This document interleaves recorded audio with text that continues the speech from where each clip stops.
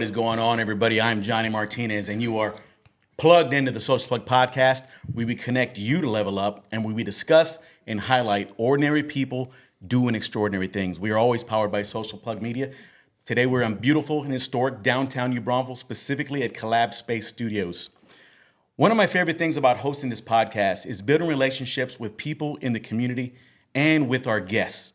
Our guests have incredible stories, and most of them do a phenomenal job of making a difference in the community with their service. Service is not only important, but it's one of the most powerful tools that we all possess.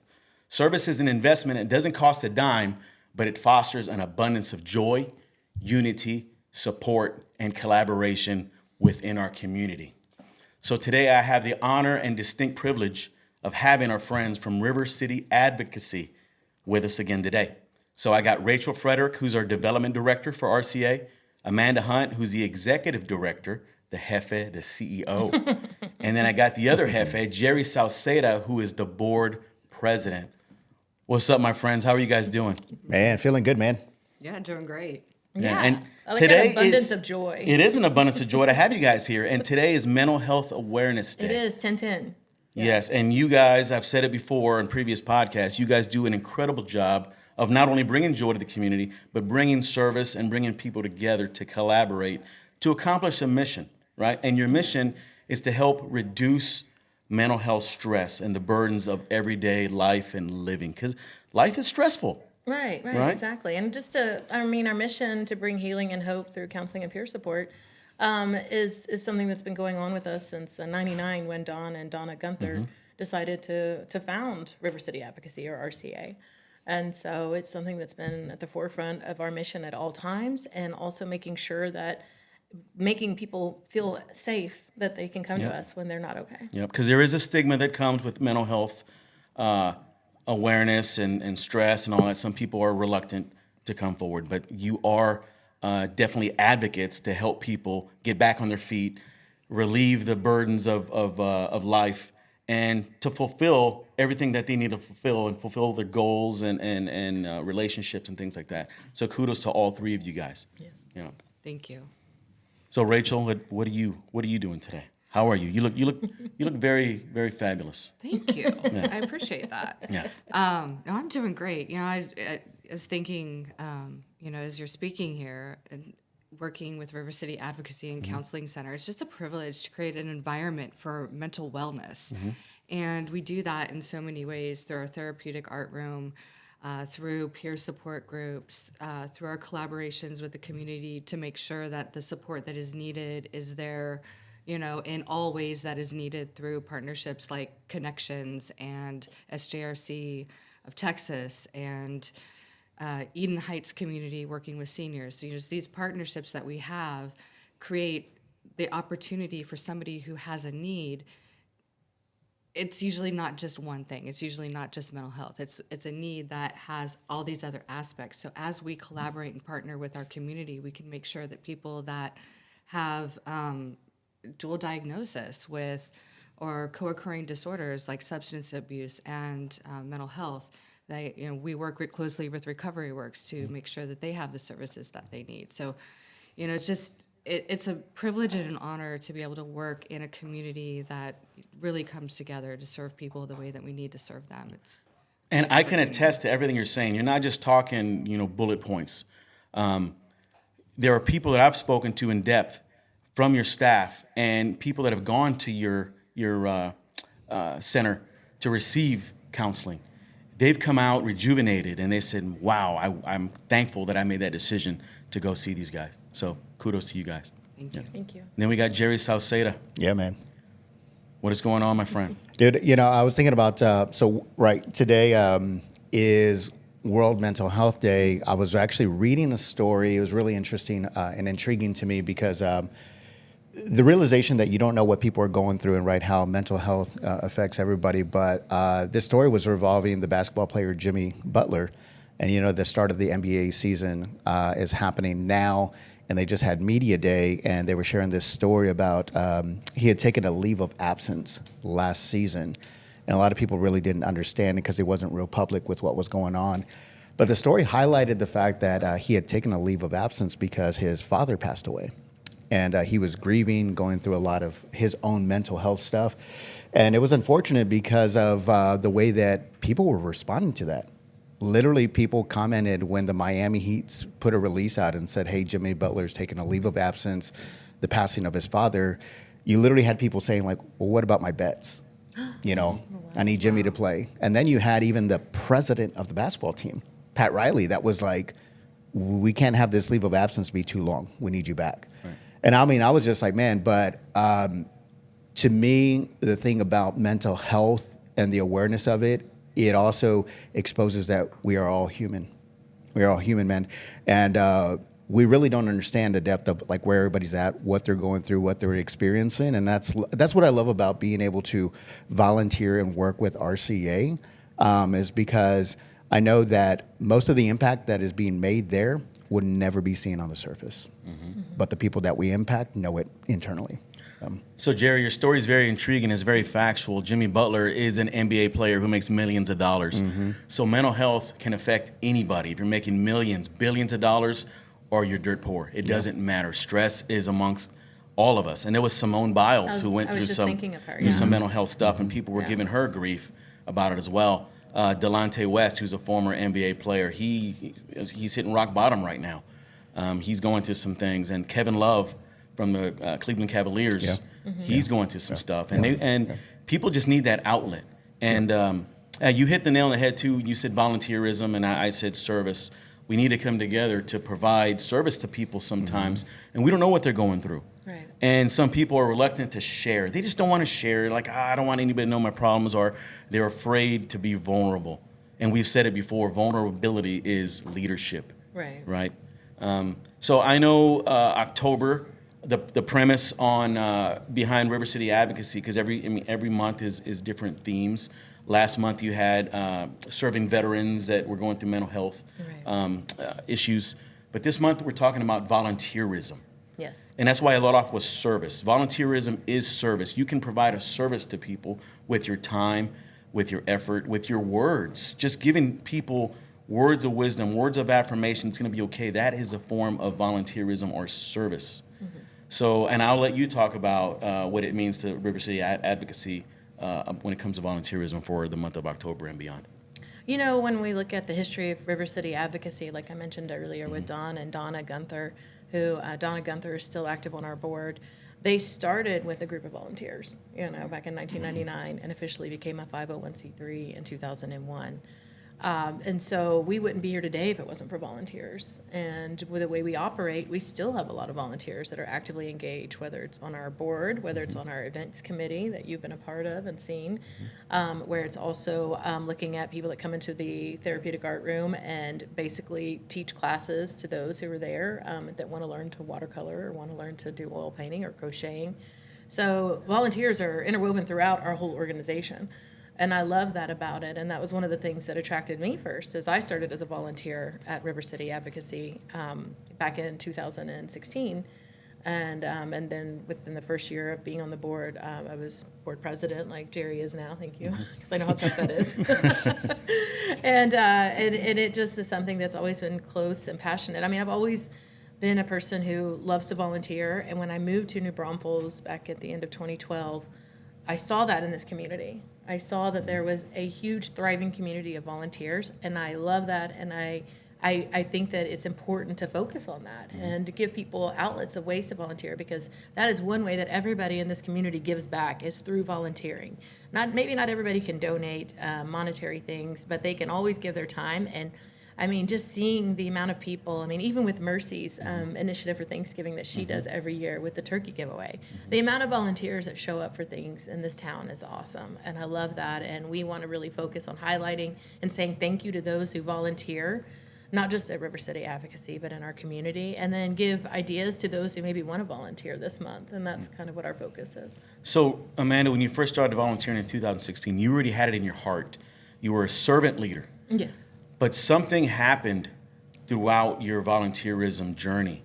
You wanted more and more. So what was going through your mind, and what happened to your soul when you saw, hey, I'm giving back and I'm changing these people's lives? Can you tell us a little bit about that, like the background, what was going on in your mind? Well, When I first started volunteering, I was working with somebody who's in the service industry, and there was a person who passed away from suicide that I was really close to.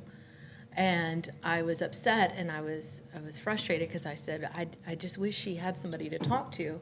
And the constant thing that I've heard, and I've mentioned this before, so I'm sorry if it's repetitive, but is that there's no way for people in the service industry to get mental health support because they don't have the money to pay for it, and they don't have health insurance when they're bartenders here or when they're wait staff here or in that type of industry. And I was upset about that, and I hosted a mixer for nonprofits down at Lone Star on San Antonio Street, and we had the CEO at the time, Meredith, Dr. Meredith Erickson. She came in from River City Advocacy, and she said, "Do you want to join our board?" And I said, it was so fresh, and I said, "Absolutely," because I didn't know you guys existed. I didn't know it was here. I mean, I'd only been living in New Braunfels about 4 years at that time. But I want to make sure that everybody knows about the services here, and so, because I don't want to lose another friend to suicide because they thought they didn't have anywhere to go. Right. So it was within you that you saw the impact you were making, and you just wanted to do more. Yes. And it brought you to where you are today. I mean, you are a servant leader in the community, and there's no denying that. Yes. You do a lot for the community. So, Rachel, kind of the same question to you. There's a lot of benefits to volunteering. Some of the benefits is increases your self-confidence, enhances social skills, networking. You're giving back to people that need help. But what are some of the benefits that you've gained from volunteerism? You know, I've always worked in the nonprofit world, and as a young child, my mom always brought me on opportunities to volunteer for different events and different activities, and so it was kind of something that I grew up doing.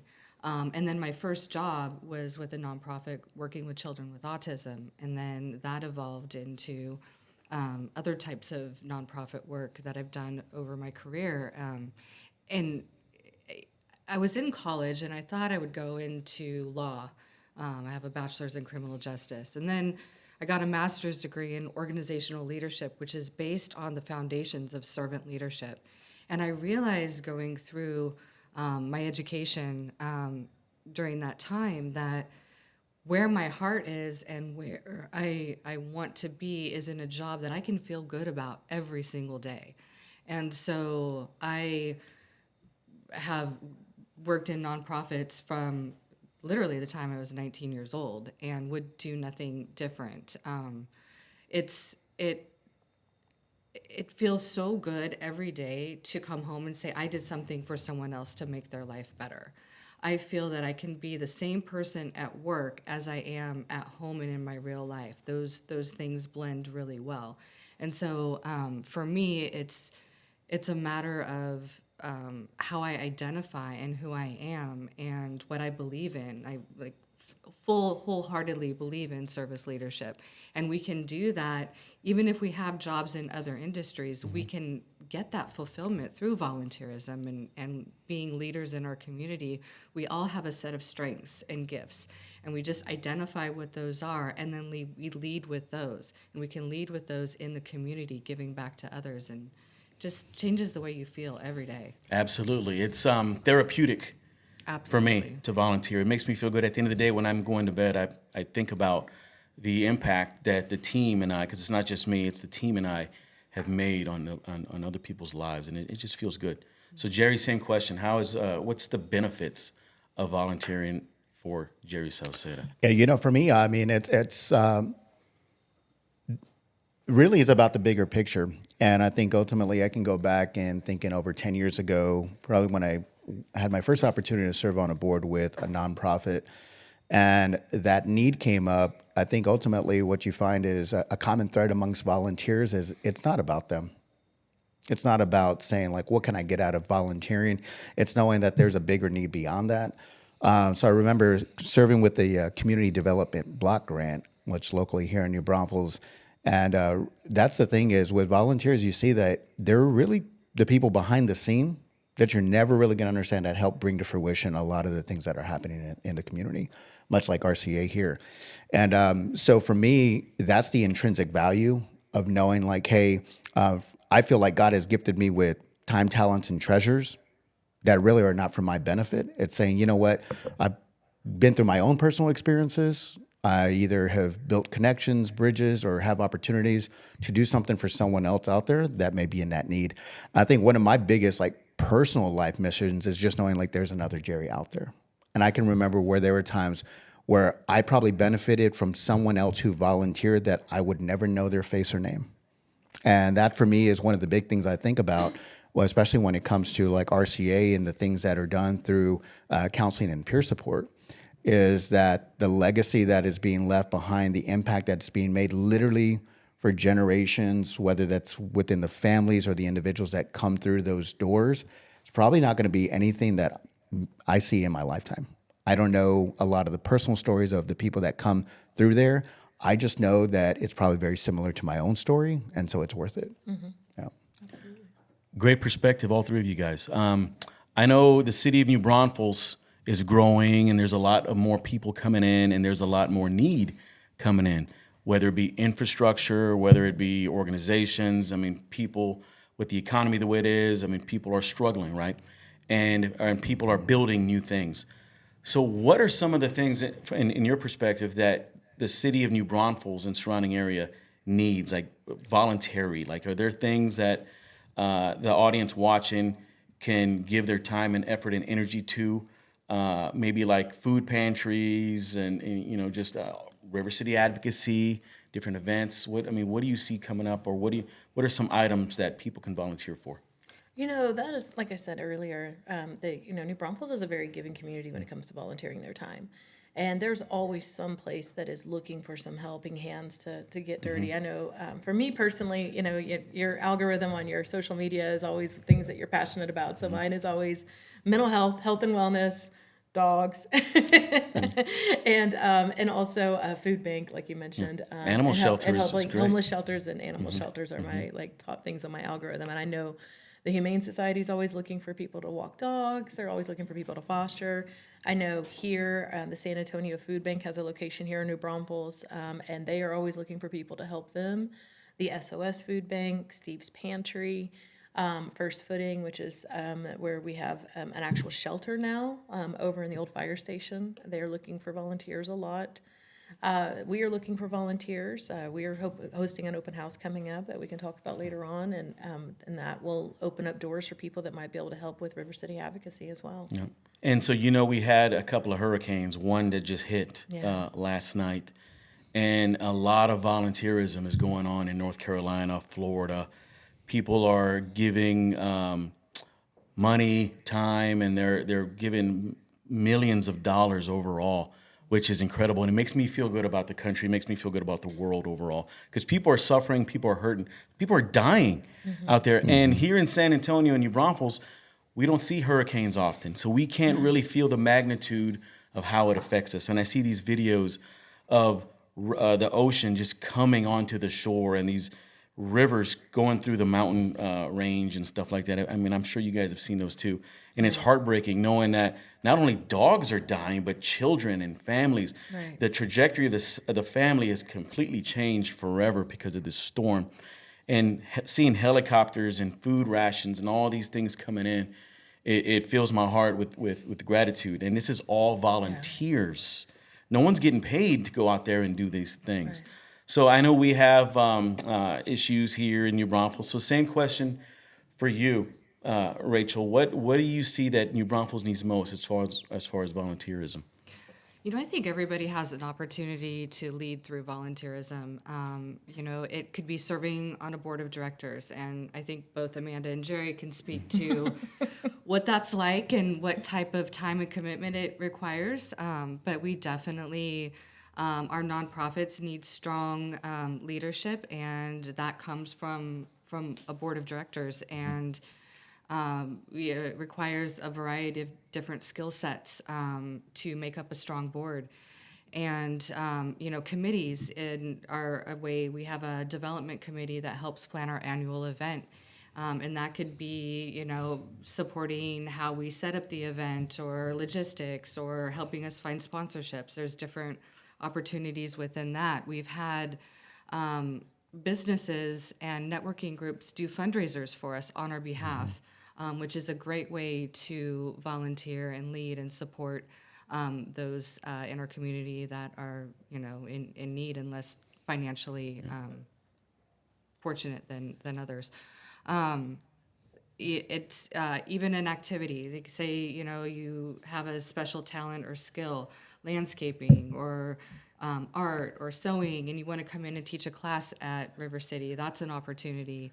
But all of the other nonprofits probably have plenty of opportunity. Go and work in their food bank. Go and work, a day in childcare or whatever those things are that are available through nonprofits. Just go to something that find your skill, find your talent, something you're passionate about, and then identify where that could make the most impact, and then seek that out because, it really is something powerful. I think we all want to do good. When we talk about what's happening in Florida and North Carolina, it makes me think of, I feel compelled to go and help. In those moments of crisis, I think the majority of us as humans feel compelled to go and support in some way that's meaningful. And then when we do that, we find joy in that. But we can find that in our everyday lives, Right. not Continuing in crisis. that. Yeah. We can Continuance. continue that. It doesn't need to be a crisis. There's always opportunity to go out and fill your soul while also making a difference for someone else. Be proactive instead of reactive. There's plenty of opportunities out there to build connections and to give back. Absolutely. So I don't want to speak for Jerry, but personal testimony here. Jerry, I've seen you go out there and do mentorship sessions for children and youth programs and go out there and donate your services and things like that. So that's volunteerism as well. And I'll let you speak. I don't want to speak for you, but I have seen you, and all three of you guys, I've seen you in the community building these relationships, and you're not doing it for yourself, you're doing it for others. So that's the incredible part. So Jerry, what do you got, Jerry? Yeah, these ladies have done a phenomenal job. I feel fortunate because I get some of that intimate behind the scenes to see the amount of time, energy, and effort they really do put into that. So without a doubt, Johnny, I can remember having a conversation with a school superintendent probably about 2-3 years ago. And with an area like New Braunfels, when you have a growing community that has needs that are constantly stretching resources, people, volunteers, we talked about there's three common pillars of a community that really show up in a time of need: schools, churches, nonprofits. And that's no different. That's really highlighted in a sense right now when you look at on a national scale with, we talked about with the hurricanes, right? Maybe in our general area, even right now, we're not impacted by hurricanes, but you see people showing up to give back to areas like that. So when you talk about the impact of volunteering in places, to me, those are really present: schools, churches, and nonprofits. And why? Why is that? Because the depth of the connection is so deep. That's also why, and I don't want to make it political, but if you have a really shallow connection and you're dependent on government or politics, that's why they're not showing up. Because unless there's a really deeply embedded connection, hey, if you have kids in school, you're probably going to show up when there's a need for the schools, right? You have a connection with your faith in your church, you definitely show up. There's plenty of volunteers, money being given, and resources. And I think the thing is with nonprofit, it's very rare that I've found either in my own personal time volunteering or someone else volunteering with a nonprofit to say well, why are you here? And they say, I don't know, just because. Chances are there's probably a story. Every single person on our board has a story that has tied them to mental health directly, where they're saying, that's why I'm here. And my hope is that by shedding more light on individuals that have gone through something similar, one of the best things that you can do is once yourself or someone else has endured that is to say, you know what, now I've got hope on the other side. What can I do with that hope? Go volunteer. Churches, schools, nonprofits. Because in the biggest time of need, those are the places that are going to show up. Those are going to be the places to show up. So whether it is through something like RCA and you've been on a mental health journey, you've seen someone go through that, but chances are you've got a deep connection somewhere that you can say, you know what, that moves me enough to where, you know what, I don't need to get paid. I don't need no award. I need no recognition. I just know there's a need.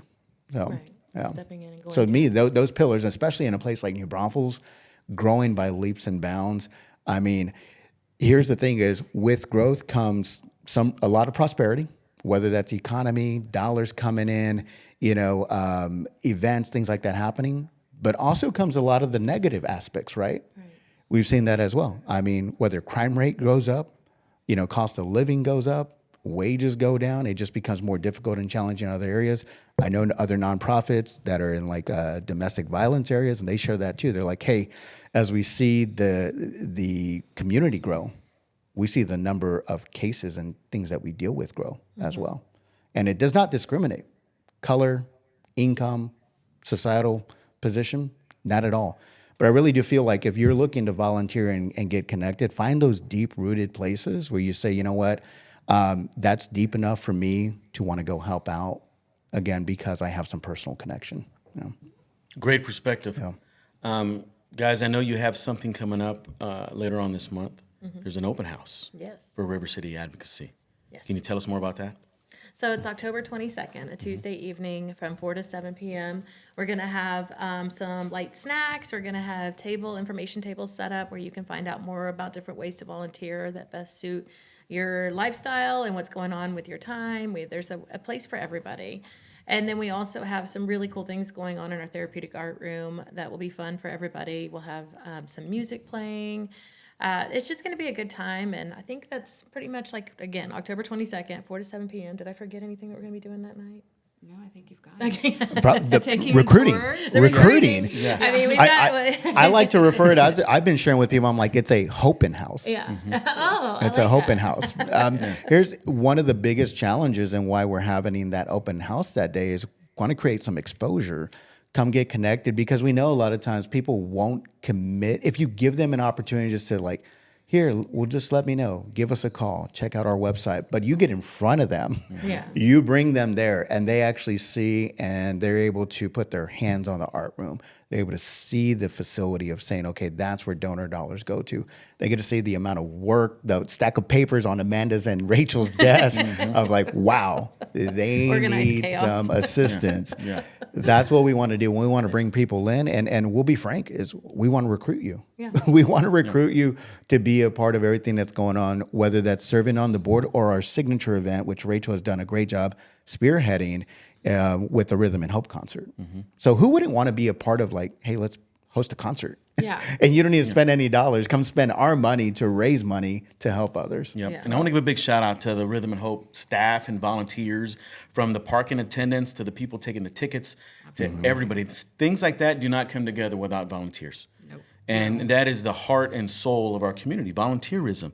And then we had the other event, the over at the Silos.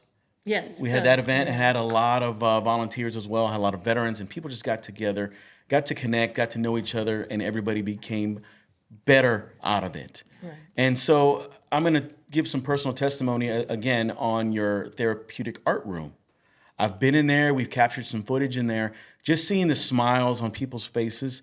They're there, either they're coloring or they're crocheting or they're making something, some kind of art.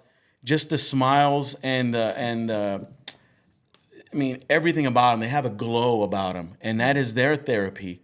That's why it's called the therapeutic art room, right? And it is true therapy, because I'm like, wow, I'm just taking it all in. I'm seeing there's like 30 people in there, and they're all coloring, they're all doing these things. Some are singing, some are laughing, telling jokes. It is a true blessing to be in there. And I didn't even know that existed, and a lot of people in New Braunfels have no idea that exists.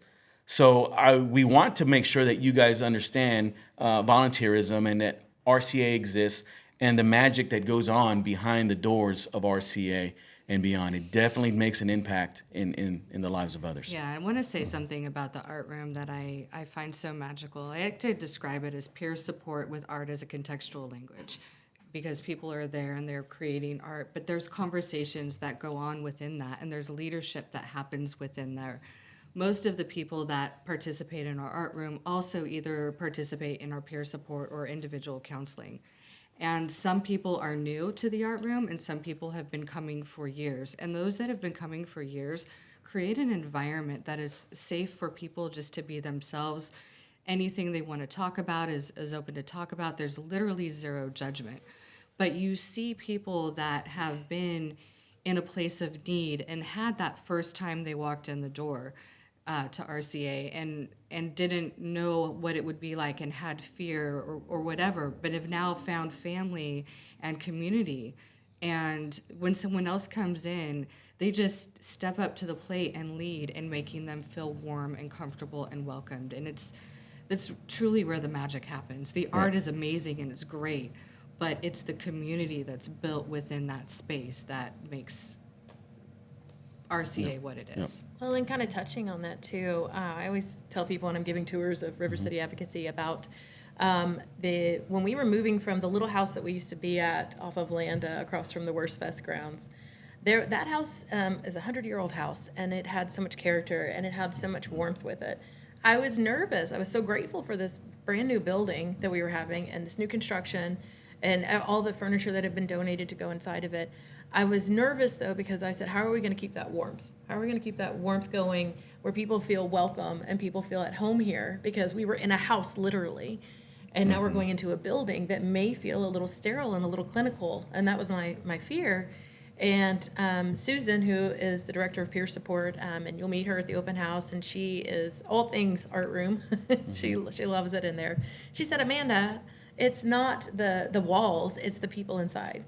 And she said, so I'm not worried about that. And I was like, well, Susan's not worried about it. I'm not worried about it. Yesterday, I went over to River City Advocacy, to the building, and I had the honor of meeting one of the volunteers. His name's Dustin Creech. Yes. He's a Air Force veteran, proud to say that, but he was also in the Army and in the Navy, so he served in 3 branches. I mean, how cool is that? So that's a lot of different diversity there, a lot of different mindsets. But I went over there, and he is volunteering with the goodness of his heart and soul.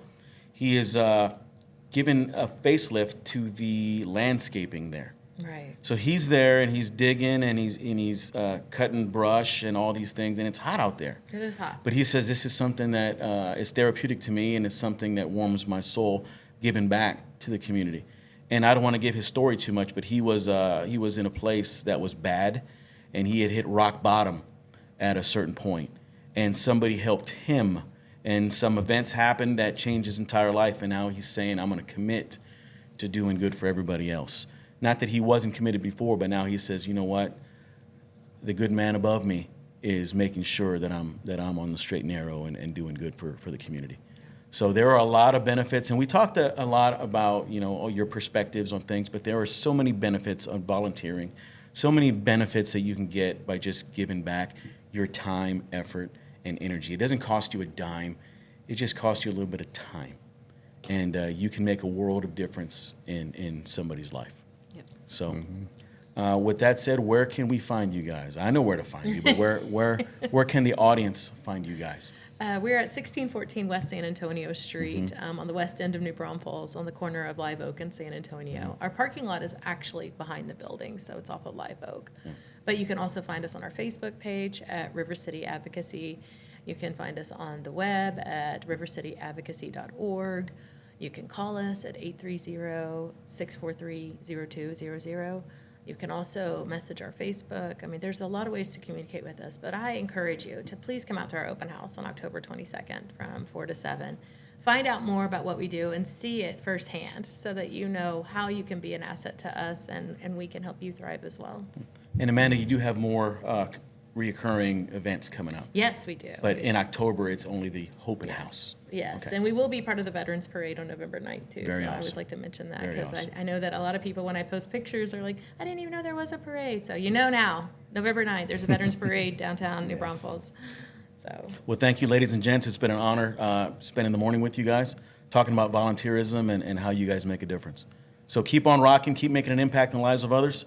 And those of you watching, we love you guys, and we'll talk to you soon. You are now unplugged from the Social Plug Podcast. We'll talk to you.